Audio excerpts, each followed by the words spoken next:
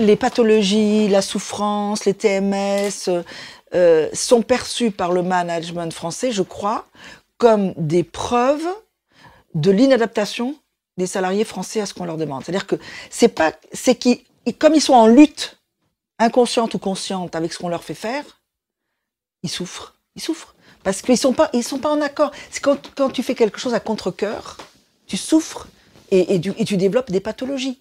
Et ça, je crois qu'ils le perçoivent beaucoup. C'est-à-dire que les gens ne renoncent pas si facilement à leur métier, aux règles du métier, aux règles de l'art, au sentiment de solidarité, à ce qui est pour eux la qualité. Et donc, ce qu'ils font, ça leur coûte plus qu'aux autres. Du coup, l'idée de la sélection des salariés est plus importante. Il faut repérer, c'est souvent les consignes qui sont envoyées au CHSCT.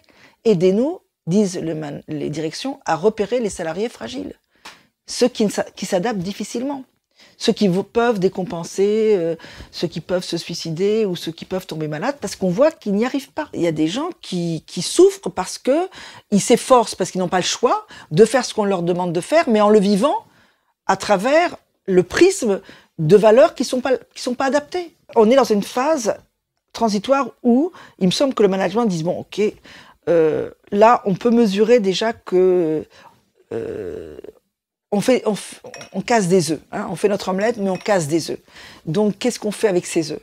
Alors, ils essayent de trouver des solutions. Donc, SOS médecins, les numéros verts, la sécurité, les coachs. Les coachs, on essaye de faire en sorte que les gens quand même ne soient pas aussi dramatiquement broyés par ce qu'ils sont en train de mettre en place.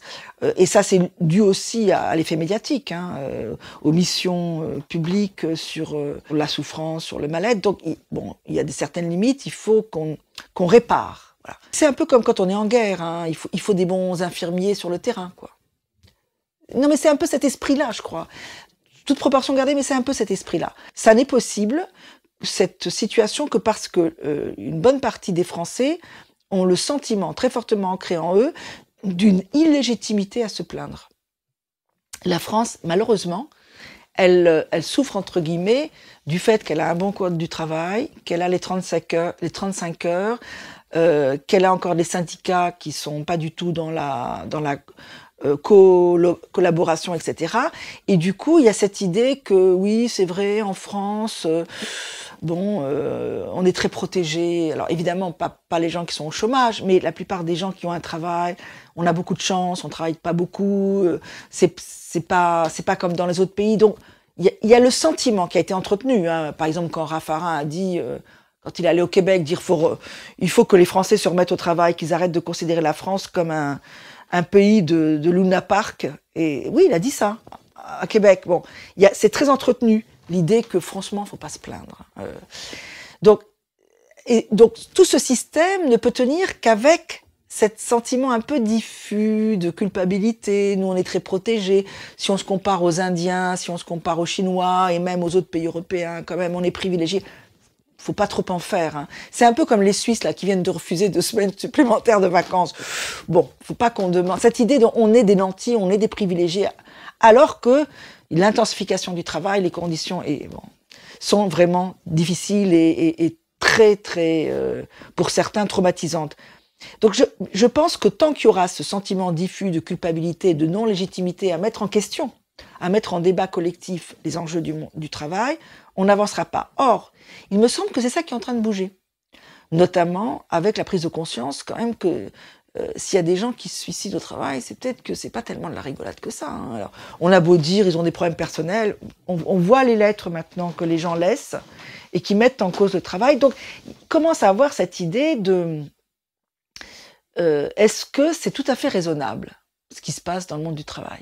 Est-ce qu'il n'y aurait pas d'autres manières possibles de se moderniser, d'autres manières possibles de se situer dans le champ de la concurrence internationale et de la globalisation? Est-ce qu'il n'y aurait pas une autre manière française de faire? Je crois que c'est un chemin qui peut se mettre en place et qui peut faire espérer qu'on trouve des solutions. Parce que la solution, elle est du côté, évidemment, de s'appuyer sur les ressources de ces salariés qu'on est en train d'essayer de détruire, sur leur expérience, sur leur volonté de bien faire, sur la qualité de leur engagement, pour faire des sortes des zones de compromis avec effectivement des exigences économiques, mais partir de cette réalité-là, la reconnaître, s'appuyer sur elle pour adapter les formes d'organisation du travail.